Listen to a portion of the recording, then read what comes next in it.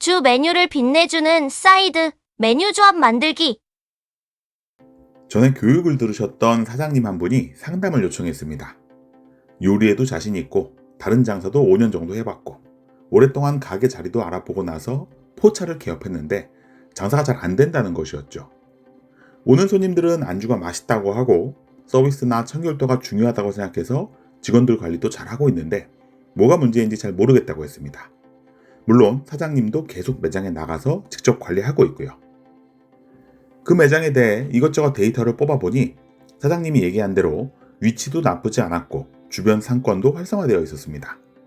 리뷰도 살펴보니 맛, 서비스, 청결도에 대한 좋은 평가가 많았고 광고성 글처럼 보이는 게 아니라 진짜 이용자가 만족하는 것처럼 보이기도 했습니다.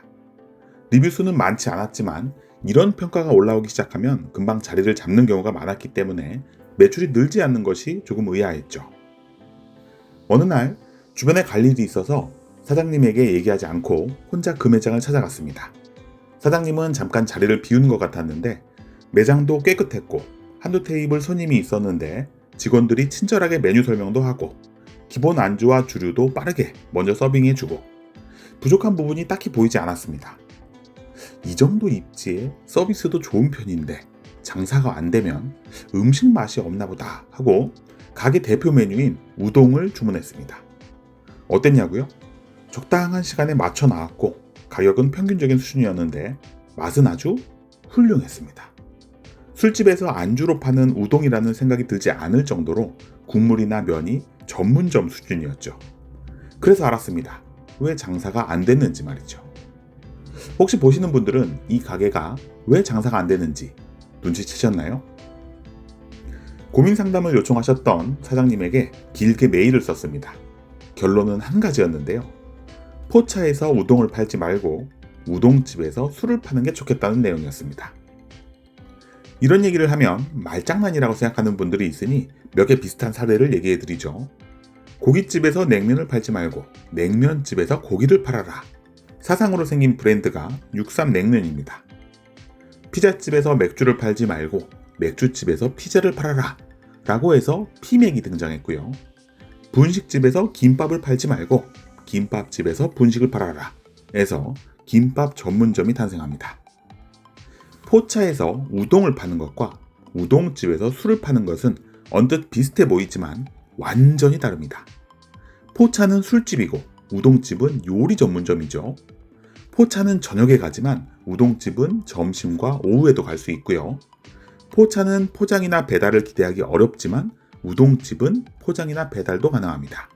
결정적으로 포차는 20, 30대가 주로 가지만 우동집은 남녀노소 누구나 갈 수 있죠. 그래서 그 사장님은 어떻게 되시냐고요? 지금은 유명한 우동집을 운영하면서 열심히 장사하고 계십니다. 이런 게 컨셉의 힘인데요. 그 중에서도 주 메뉴와 부가 메뉴를 어떻게 조합하는 게 유리한지 중요성을 알려줍니다. 술을 주 메뉴로 하고 우동을 안주로 하면 모든 게 좁아지죠. 우동을 주 메뉴로 하고 술을 부가 메뉴로 하면 모든 게 넓어집니다. 이런 메뉴 컨셉은 오픈 전에 준비하는 게 일반적입니다. 삼겹살집의 오픈 전 메뉴 정하기를 생각해 볼까요? 먼저 어떤 고기를 어떤 컨셉으로 판매할지 삼겹살 메뉴를 정하게 됩니다. 명이나물, 부추, 미나리, 녹차, 바질, 콩나물, 쪽파, 멜젓까지 요즘은 삼겹살과 관련한 테마도 수십 가지가 넘죠. 삼겹살과 함께 먹을 찌개나 탕도 고민합니다. 된장찌개가 가장 많지만 섞어찌개, 청국장, 우거지국처럼 된장찌개와 비슷한 계열을 준비할 수도 있고 김치찌개, 순두부찌개, 육개장, 조개탕 같이 삼겹살과 어울릴 것 같은 다른 찌개나 탕을 준비할 수도 있습니다. 요즘은 색다른 찌개와 탕이 더 인기를 끌고 있기도 하고요. 고기에 면도 빠질 수 없죠. 돼지고기는 냉면이 가장 먼저 생각나지만 요즘은 잔치국수, 비빔국수, 칼국수와 라면, 비빔면, 쫄면, 메밀면까지 곁들이는 면 요리도 다양해지고 있습니다. 술은 어떤가요? 소주와 맥주, 막걸리까지는 기본인데 화요나 복분자, 와인, 샴페인, 하이볼까지 다양한 주류가 조합되는 추세죠. 무조건 많다고 좋은 것은 아니지만 최소한으로 갖춰야 할 주류나 음료 종류도 많아졌습니다. 그래서 기본적인 메뉴만으로도 이렇게 정할 게 많습니다. 이렇게 정해진 메뉴 조합은 가게의 성패에 아주 중요하죠. 주 메뉴와의 관계뿐만 아니라 부가 메뉴끼리도 어울리지 않으면 그 조합으로는 매출이 잘 일어나지 않습니다. 그러니 사이드 메뉴를 어떻게 조합해야 하는지 기본은 알고 시작해야겠죠? 사이드 메뉴 조합의 기본은 주 메뉴에 부가 메뉴를 붙이는 것입니다. 당연한 얘기 같죠? 그런데 생각보다 그렇지 않은 관계도 꽤 많은데요.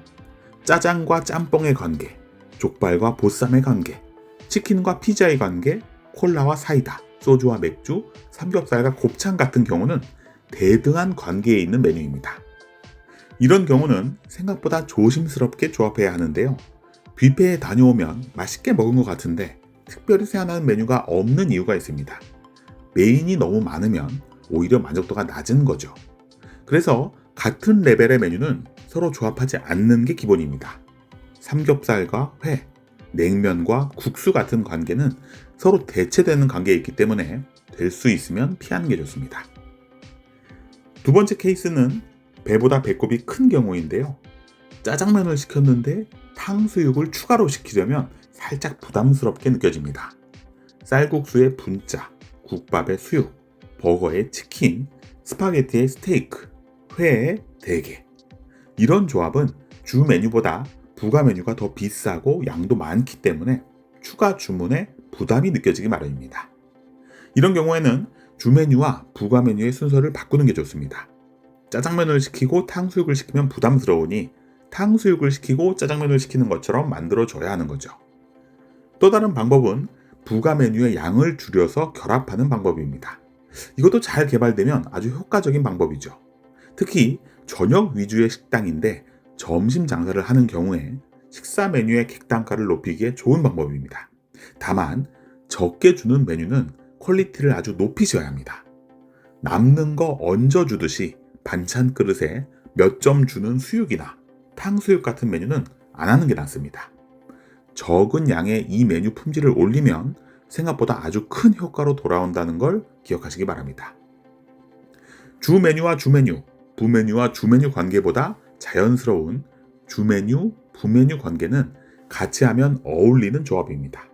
족발과 막국수, 스테이크와 와인, 삼겹살과 쌈, 커피와 케이크, 치킨과 탄산음료, 햄버거와 감자튀김. 이런 조합이 자연스러운 이유는 주 메뉴보다 맛이나 양, 가격이 가벼운 메뉴가 따라붙었기 때문이고 그게 오랜 기간 굳어지면서 고유한 조합처럼 받아들여지기 때문이죠. 그런 관계들을 찾아보면 고기와 면, 고기와 찌개, 고기와 주류, 고기와 야채 같은 관계들이 있습니다. 그런데 고기 자리에 수산물을 넣어도 크게 이상하지 않고 면 자리에 밥을 넣어도 이상하지 않죠? 그 이유는 식사에서 맡고 있는 역할이 비슷한 메뉴끼리는 대체가 가능하기 때문입니다. 이 법칙만 기억하고 있다면 이상하게 느껴지는 조합을 하지 않을 수 있습니다. 그럼 맛보기로 두 개 주요 메뉴에 유행하는 사이드 메뉴를 알아볼까요? 먼저 전통적으로 유명한 조합이 무엇인지 살펴보고 요즘 뜨고 있는 조합을 알아보겠습니다. 삼겹살 먼저 생각해 볼까요? 삼겹살과 가장 많이 판매되는 메뉴는 소주입니다. 삼겹살이 100인분 나간다면 소주는 48병, 공깃밥은 31개, 맥주는 22병, 탄산음료 19개, 된장찌개 12개, 냉면 8개, 돼지갈비 7개, 볶음밥은 6개 판매됩니다. 삼겹살 하면 소주, 된장찌개, 냉면 같은 메뉴가 떠오르는 게 실제 숫자로도 그렇게 나타나는 거죠. 이 연상작용이 하루아침에 깨지기는 쉽지 않지만 매년 변화는 있습니다. 계란찜, 돼지갈비, 막창 같은 메뉴 조합은 늘고 삼겹살과 함께 판매된 탄산음료와 냉면은 판매량이 감소했기 때문이죠. 그럼 어떤 메뉴가 늘었을까요? 삼겹살과 보완관계에 있는 계란찜과 솥밥이 늘고 있고 된장찌개 자리에는 순두부와 김치찌개가, 소주의 자리에는 하이볼과 막걸리가, 냉면의 자리에는 라면과 비빔면이 치고 올라오는 중입니다. 조금씩 변형된 사이드 메뉴들이 기존의 안정된 조합을 위협하는 게 항상 일어나는 일이거든요. 치킨도 한번 살펴봅니다. 치킨과 가장 많이 판매되는 메뉴는 맥주인데요.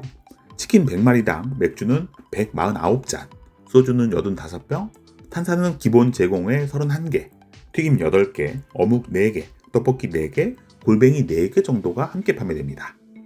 삼소와 치맥은 역시 진리였죠. 최근 치킨 시장에서는 즉석밥이 가장 늘고 있습니다.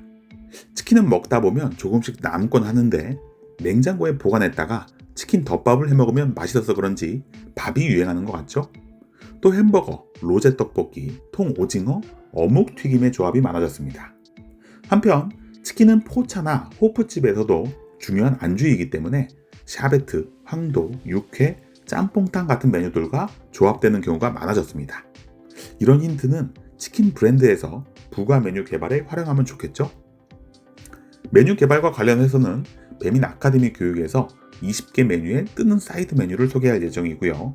교육 이후에는 배민 외식업 광장에서도 콘텐츠로 확인하실 수 있습니다. 우리 매장은 어떤 메뉴와 조합하면 좋을지 궁금한 분들은 댓글 남겨주시고요. 재미있는 조합들이 발견될 때마다 종종 소식 전해드리겠습니다. 상권 읽어주는 남자 주일장이었습니다. 좋아요, 댓글, 구독, 알림 설정.